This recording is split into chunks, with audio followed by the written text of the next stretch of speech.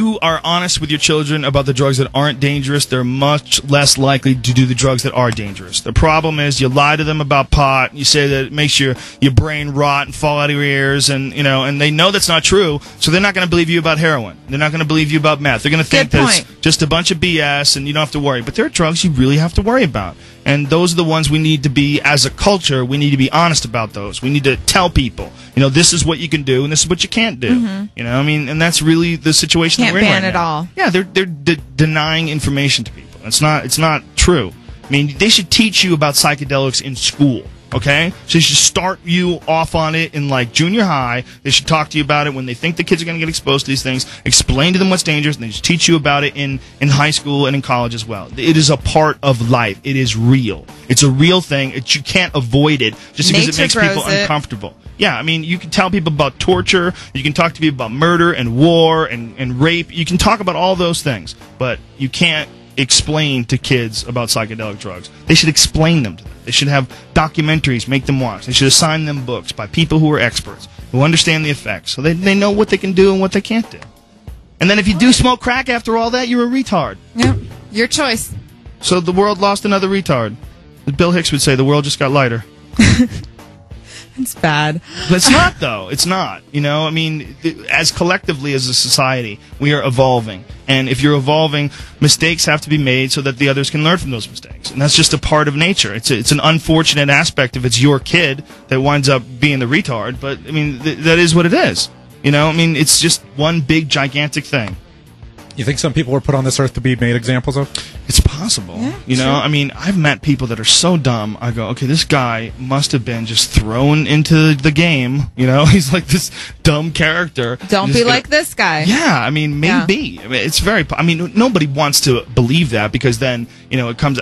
First of all, we all grow and evolve, and it's not like what you're born with is your potential, and you can't do any better. But there are some people that it does seem like that.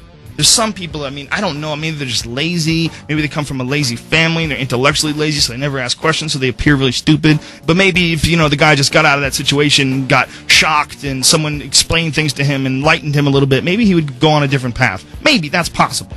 But it's also possible that human beings... Look, there's some people, like some people can run really fast. They're born that way. They can run really fast. They can jump over things. I mean, like, there's some athletes that are just incredible natural athletic ability. And there's other people that are born that are just like mush.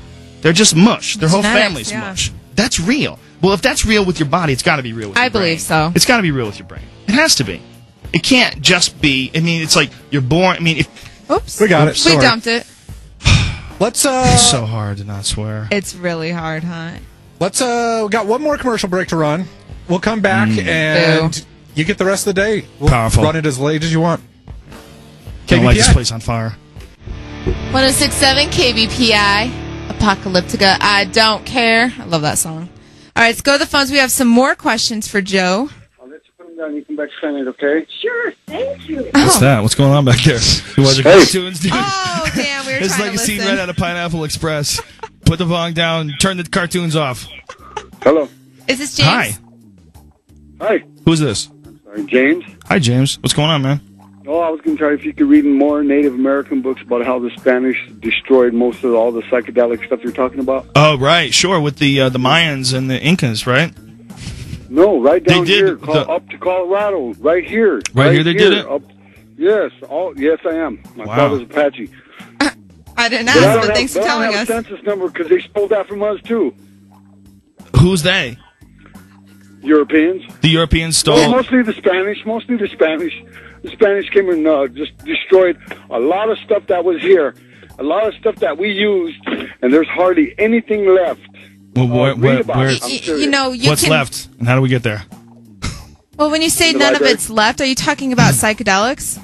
Yeah. Okay, look, cows produce it in their manure. Cows are still around. Exactly. Oh, yeah. I mean, there was more plants. That's the reason why why in India, not those Indians, not India from India, they worship cows. The origin of that is believed to be that's the source of the psychedelic mushroom. That's why they're sacred. Mushrooms grow in cows' poop. Yes. And the cow and these ancient people had no idea that these weren't actually coming out of the poop.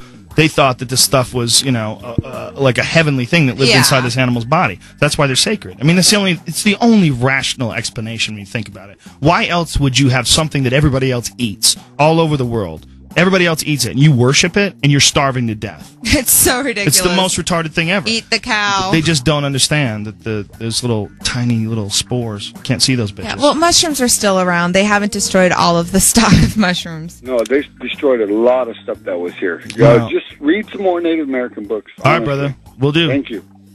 That guy's really into being an Indian. You're supposed to say Native American, right? Oh, it's, yeah. Yo, KBPI, you're on with Joe Rogan. I'm Native American, too. Are you? Yep. Are you I'm bad with the alcohol? How bad are you with the alcohol? I've never had, I don't have an addictive bone in my body. We have a friend, my friend Eddie Bravo. He's Mexican, and my friend Joey Diaz, whenever Eddie drinks, Eddie gets crazy. Uh-oh. And Joey says it's that Mexicans are half Indian. And so, it's really true. The Spaniards came over and they had sex with the Indians, and that's what created Mexicans. That's what Joey Diaz says. Don't come for me. Okay. But whenever Eddie gets drunk, he goes, "Oh, the Indians coming out." Why is it that they're known to have alcohol problems? Because they didn't have it in their culture. They didn't develop, a tolerance for it. You know, Irish have had it forever. That's why they could drink so good. You know, the Mexicans so didn't good. have it. That's for real. You know, you can't outdrink an Irish dude. Stop. Don't even try. It's a waste of time. They just process the alcohol way better than regular people. Because their whole culture's wrapped around drinking. Absolutely. That's what it is. And Indians, they didn't have it until the white man came here and ruined the whole party. Ruined all the peyote, just gave them whiskey, and they're tripping over and falling on their heads. Who do we have on the phone? Is this Eric? Yeah, hey, what's up, Joe? What's up, Eric? What's going on, dude? Oh, man, not much. You move in Colorado, huh? Maybe. Maybe, huh? Man, you are the best, man. Thanks, love brother. your work. Thank you, man. Seriously, man. Seriously, you do great work. And thanks, fella. Definitely missed you. Yeah, definitely like the even the Man Show stuff. You and Doug Stanhope are the greatest. I saw Doug a couple of years ago. That was a terrible atrocity, but thank you.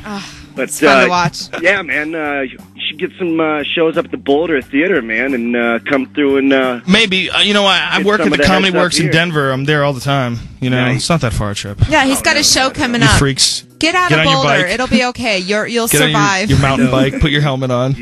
Seriously, man. Step outside the bubble. Yeah, where are you going to be at?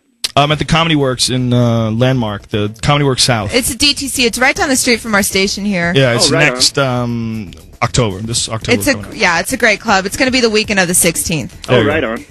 Yep. All right, fella. After my birthday. Right on. Well, good luck up there in Boulder. You got any bumper stickers in your car? Take those bitches off. Negative. Good. None? Good for you. Good. No. Do you drive a Subaru, perhaps? No. I'm a loser. I ride the bus. Oh, that's damn. cool. So I can spend more money on nugs. The good thing about the bus is if you find a chick on the bus, you almost positively can bang her. That's... If she's single, right? Why? Where's the she doesn't have logic high in that? standards. Oh, okay. She's on a bus. Like, life's not going so well.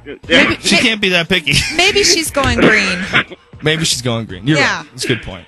I'm not. That was so rude. You might not be able to bang her. Public transportation is good. We should utilize it. It's important. Right. It is. Got me to comedy gigs, so hopefully it'll get me down to yours, man. Patton Oswalt is in Boulder this weekend. Yep, if you want to see a good comedy show, go see him. That dude's hilarious. Actually. And check out, he's got a new CD that's out right now. God, I can't remember the name of it, but it's hilarious. My strength, my weakness is my strength. Right. I think that's what it's called. Oh yeah, definitely plan on meeting him, getting the. But his CD is awesome. I haven't even heard it yet, but I definitely love his stuff, and definitely love your stuff, and it's definitely well, it definitely hasn't There's helped a lot of my definitely's career there. at all, but I mean, thank you, fella. Yeah, but keep it up, man. I love your stuff. Keep all right, it up. buddy. All right. Well, good luck in Boulder. Hey, thanks. Fight the power. Don't let them take your brain, man. Oh man, it was done a long time ago.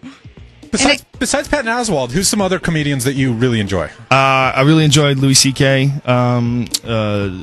Jim Norton. I think he's really funny. Of course, Chris Rock. Of course, Dave Chappelle. So many good ones. Nick DiPaolo. A lot of guys don't know about Nick. Nick's hilarious. And of course, my friends Ari Shaffir and Joey Diaz, both hilarious. Very funny guys. I just love comedy, and I'm still a big fan of it as an art form. Even though I do it, I really like going to